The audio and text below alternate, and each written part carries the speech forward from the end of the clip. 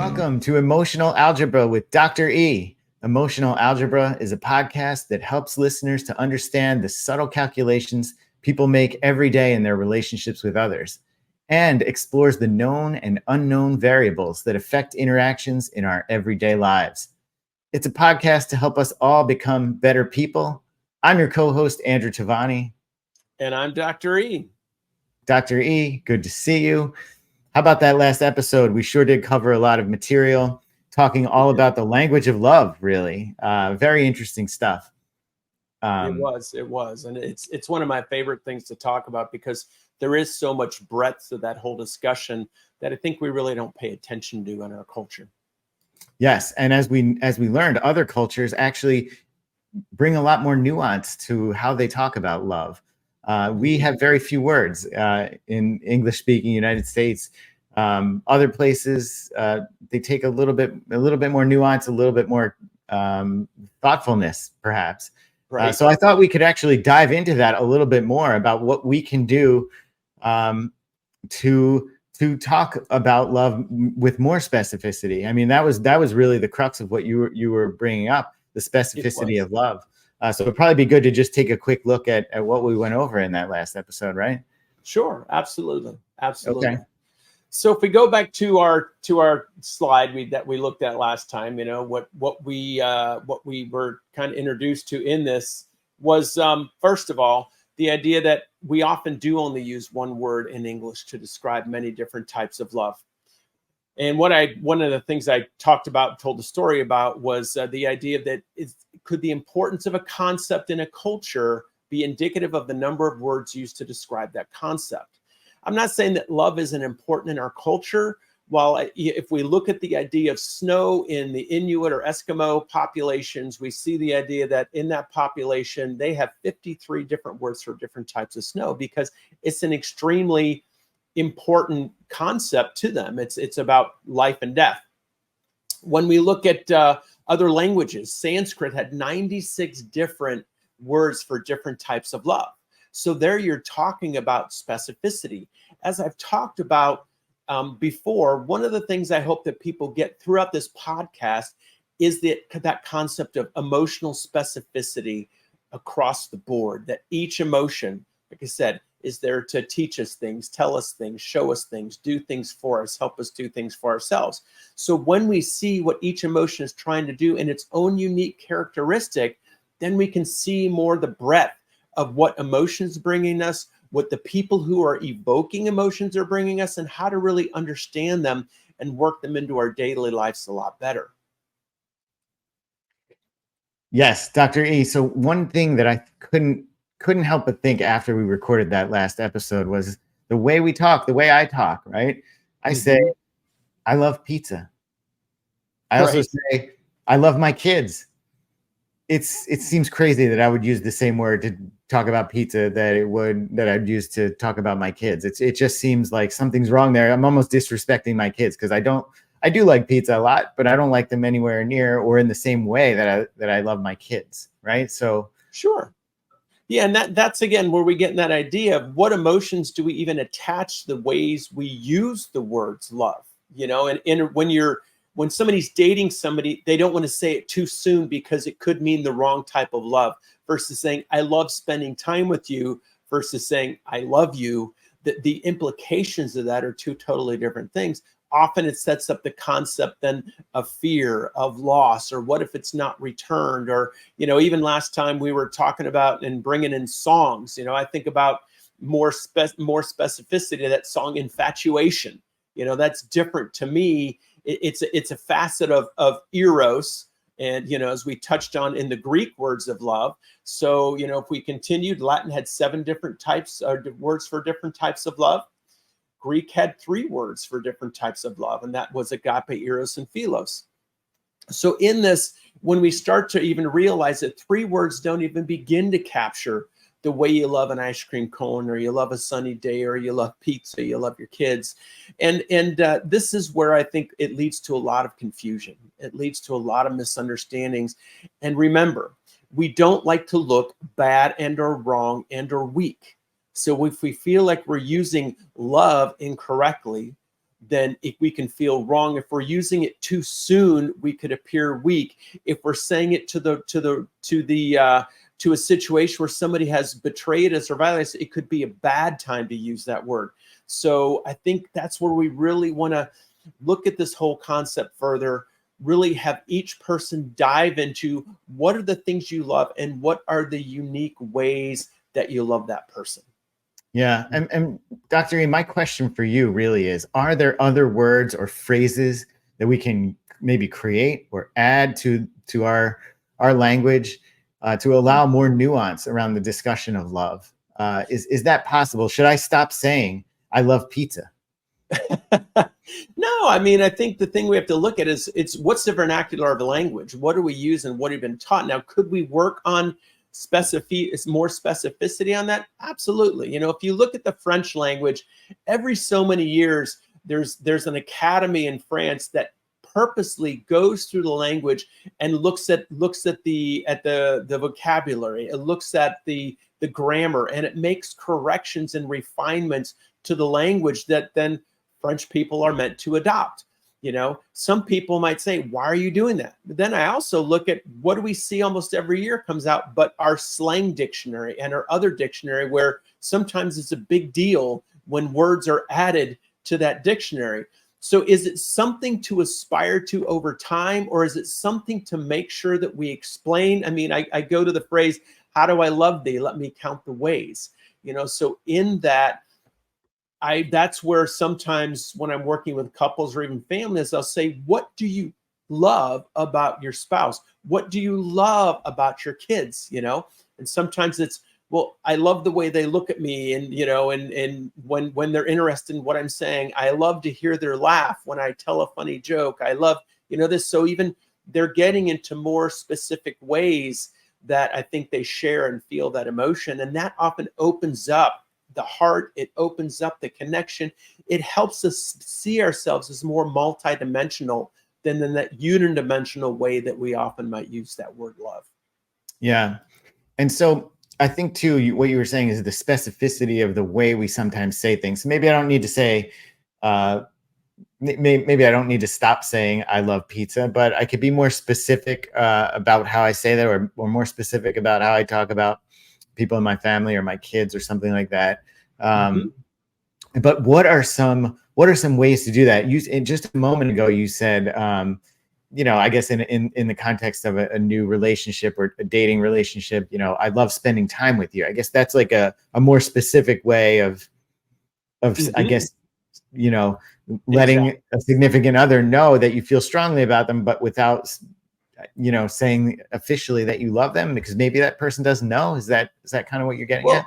I think it's actually, because it's more specific to me, it almost makes it okay to say, I love the way you do this. I love the way you laugh. I love watching movies with you because we have great conversation when we watch movies, versus, like I said, when you say love, and it can have any of 96 or who knows how really many more meanings it can have, yet often it's interpreted as that Eros, and people can get uncomfortable with that because of what the implications might be of, is this something that's gonna last, or is this person saying this to manipulate me? Are they just wanting to get close? Are they too much for me? Are they in this space that I want to let people in?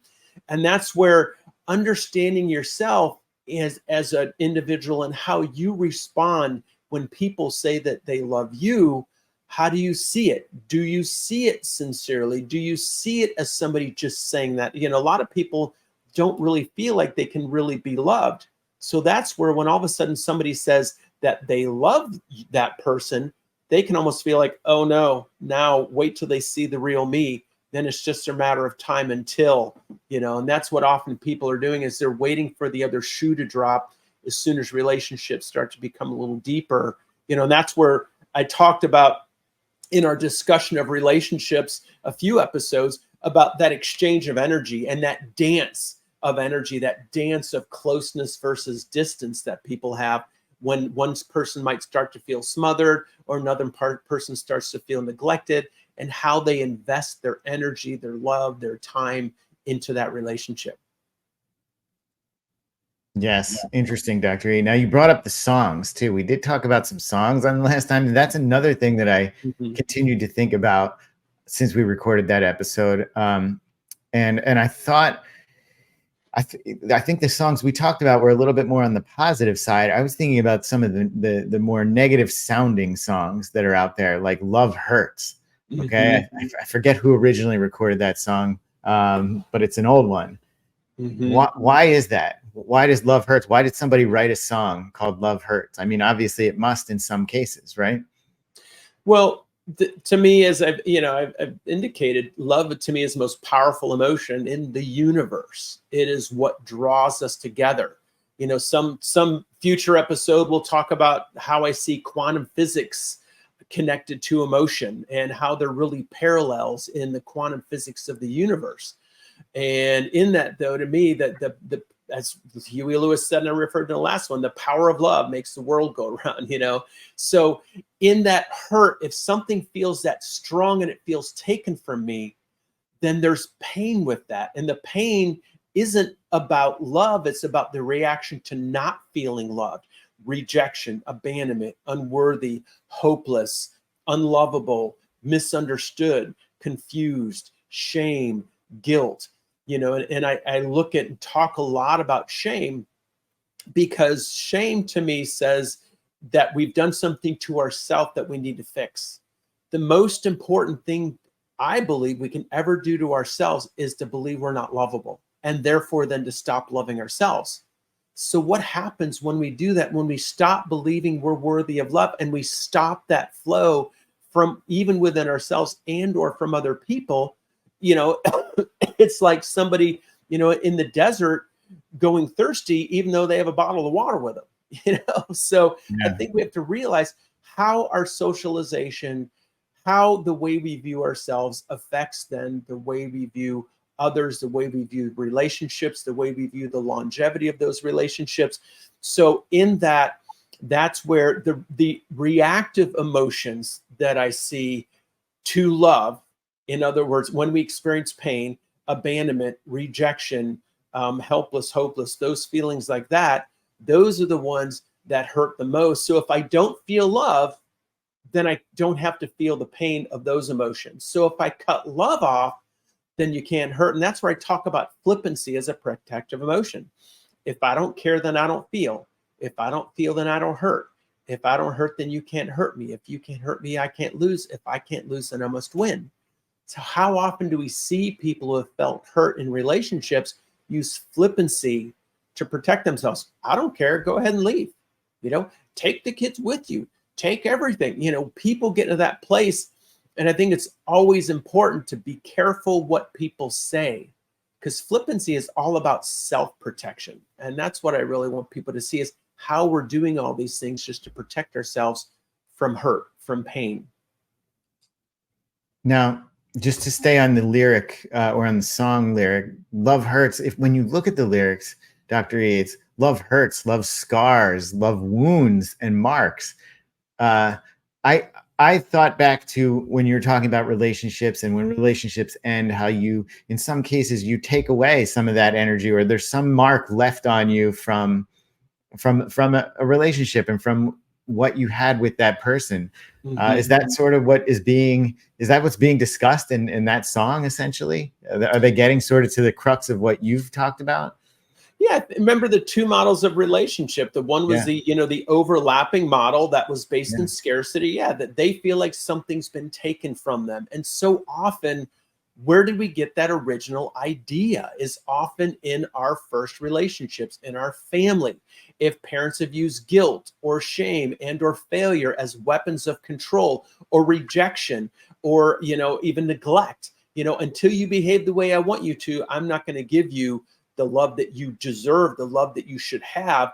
I'm going to use it instead as this weapon, so that you will then want to be in my good graces in order to get approval and acceptance. And this is where it starts. So it's just going to continue to translate to other relationships. So that's, I believe, how people start to see relationships from a scarcity view rather than abundance. Now that's a great segue, Dr. A, because the next song I was going to bring up, for you to say using love as a weapon, the next song I was going to bring up is Pat Benatar's "Love is a Battlefield." Yeah, Is that exactly. true? Is it a battlefield? It's What? all about perception. I mean, Okay. perception is everything to us. And that's where, you look at how people see the world today. I was just you know, out at a gathering this weekend, and somebody says, "Man, look at where the world's going." And I'm like, yeah, the world's really going to a place of a possibility for great change. It's usually in times of pain that we experience our greatest growth, and through our challenges that really test and really bring us to, I think even love can bring us to our knees. I think that's a line in one of those songs. So I think, again, it's the idea of looking at how we see things and how we choose to see them and how we can choose to see the world differently. Understand what our emotions are, because what I'm working with people on when I'm doing deeper work is really helping them learn to love every emotion that they've had. When we can come to a place of understanding of why that emotion is there, like I said, failure tells us when it's time to learn. Guilt lets us know when we've done something to somebody else that we need to fix. Shame lets us know when we've done something to ourselves we need to fix. Hatred protects me by pushing me away from things I feel like have caused me pain, are causing me pain, or could cause me pain. So in that, just in those few emotions, I want people to see that, yes, there's a valid reason for these. And if we see their value and their purpose, we wouldn't hate ourselves. We wouldn't hate our emotions. We'd understand when other people are expressing hatred that they're hurting. And that's always, always, always true. So look to see the source of the hurt rather than to focus on the hate. And I think that's even a good thing that we see, in that there's a real fine line between love and hate. And there's a reference to another song too. So songs speak so much truth in the way people see the world. And they also give us a way to see the future. And I look at, Imagine from John Lennon, and what that song says. It's such a beacon of hope for so many people. And that's a song that, I always look at as a cornerstone. When I go to Haiti, I would play that song at the opening of my workshops, and I'd have the translator translate that for people, because I often didn't realize the words. But it's a great song. And to me, it sets the stage for us to see, imagine what we can do if. And that's what I really want people to see, is imagine if, and then make it not just an if, but a when, and then a do. And I think we can really work to change the world with it. Yeah, and there it is. First of all, that song is so amazing. Such a great song, lyrically, musically. And as you're talking about, and we're talking about all these songs, I think it's helpful for people that artists, poets, if you want to even say that, to articulate some of these things for us. Not every human can do that. So it's great for us to be able to listen to these lyrics and hear them and sort of even commiserate with them in some way. But Dr. E, another thing you said that caught my attention there is about how all of these relationships are sort of rooted in our past or in our upbringing. So that our initial relationships with our parents. Talk more about that. How can people, let's say, who had love used as a weapon against them as a child, how can they be in a healthy relationship with somebody in adulthood then? Well, I think one thing that I always am telling parents, really, is when I'm working with families, I'm like, I do not want you to leave here feeling guilt and beating yourself up. Now, if you do feel guilt, remember, it's telling you something that you can change. You cannot change the past. You can change how you respond in the present and in the future. You can atone for mistakes. You can say, I'm sorry, and say, I did this because in part of what I grew up with. We also have to look at temperament. We also have to look at culture and all those influences. Again, we have to look at the emotional algebra of what created our perceptions of love and how we behave. Sometimes people believe that if I love you, then I have to cause you pain.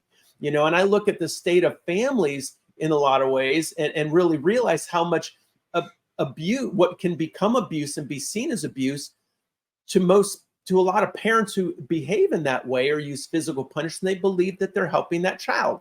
I believe in patience. I believe, that we don't have to cause physical pain to create a lesson. Now, if natural consequences bring that on, that's another thing. But I think that then you can help coach your child through that. But in that, one thing to look at is I see gangs as really an extension of a dysfunctional family. And in order to get in a gang, what do you have to do? Often there's a love beating. That's what they call it. That people in the gang will join in. And if you can survive that love beating, then you're welcome in the gang.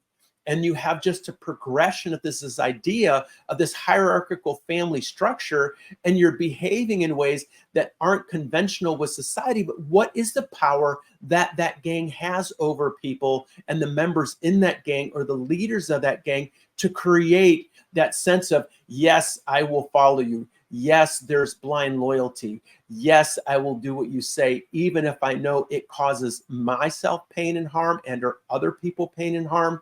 It's all about the love I can get in that moment. And if people don't realize that a gang is about love and about a dysfunctional form of love, they're not really seeing the big picture. And it's a way that people are trying to get power. And much of that, yeah, it starts in the family. So as a parent, be willing to look at yourself and be willing to ask yourself, when I went through this, did I really feel like this is what was best for me? Or did I have a different idea and ideal of what could be?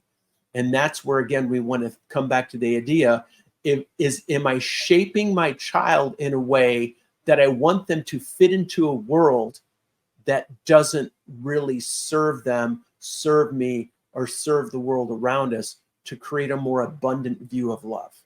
And just to go back for a second to something you said, Adrian Peterson was the NFL running back who was charged with felony child abuse for punishing his son, using a belt to spank his son, and that resulted in injuries. He eventually ended up pleading to a misdemeanor charge of simple assault, but that was 2014 when that happened. So he disciplined his children in one of many ways. You know, some of it turned out to be with a belt. Others was, I think he forced them to do difficult exercises and so forth as well. Right. So, right. Yeah. Yeah. And again, this is all part of the things that we really want to think about. How do I want my kids to see the world? And some people do think they're helping their kids when they want to see the world as a mistrustful place and a place they have to watch their back. And I think what I always teach my daughter is I say, I want you to be careful in life, not fearful of life. So I want to teach her about people's motivations and why things might happen. I want her to understand the potential for people. Well, I want her to understand this is what you can do in this situation. Don't give that person the power to chip away at who you are. And no matter how much, I've said and taught those things, did it still happen? Yes. And yet through that, my daughter and my wife and I continue to talk. She continues to learn. She continues to grow. And, she's coming out on the other side of this because there are some kids out there who can really make other kids and adults' life pretty miserable when they feel that way inside.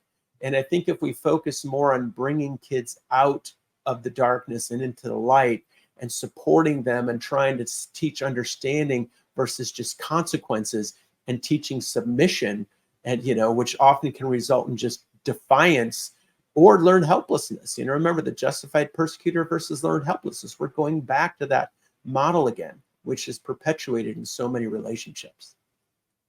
And some great advice there, Dr. E. Be careful in life, not fearful. I feel like that could go on a t-shirt, maybe on the back of the t-shirt that you have for Emotional Algebra. That's just I feel like it's a very easy thing to remember, and it is just packed with wisdom, it sounds like. Well, thanks. I appreciate that. I feel like, again, that's because of the way I try to look at life as being full of opportunity, full of lessons, full of all the things that I'm still refining. I talked about wisdom in a previous episode as, and I said wisdom is the application of knowledge gained through qualitative experience over time. And when I said that, I'm like, there's something more there even. So I've revised this definition over time.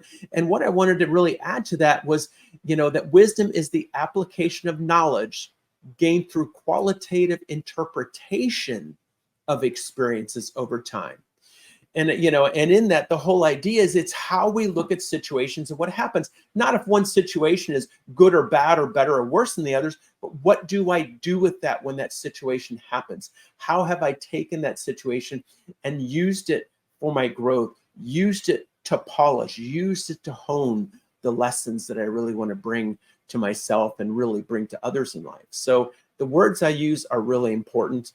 The ways that again, there's more specificity in that determination or definition of wisdom in that concept there. So that's what I'm always trying to do is refine and better myself. And if I've done that every day and I live my life with truth, honor, and integrity every day and work on incremental improvements, I'll always be growing. Yes, and there's no reason we all can't be doing that, or at least trying to do that. And I think that's what you've really been doing here is giving people a blueprint to follow to try to do that sort of thing. So that's great. And it's not about doing it my way. It's about find a way that works with you. Find a way that challenges yourself. I'm kind of a perfectionist in the way that I look at things. And sometimes I've been on the other side of that to where I'm beating the heck out of myself. And I'm honest about that because I want people to see that I go through the same journey a lot of people do. I feel the same emotions a lot of people do. And even though it looks like I got all my stuff together, guess who was up at 4:30 this morning thinking about the things that I want to work on and that I can improve and the ways I might have, let some situations down, because yes, I think a lot and I feel a lot and I'm okay with that. And it's getting better the more I continue to look inside myself and I learn to love myself more, and it opens up the way that I'm able to love other people. Be careful in life, not fearful. Love those words, Dr. E. I love those words, seriously. And I think that's a good place to probably wrap up this episode, right? Sounds good to me. So until next time.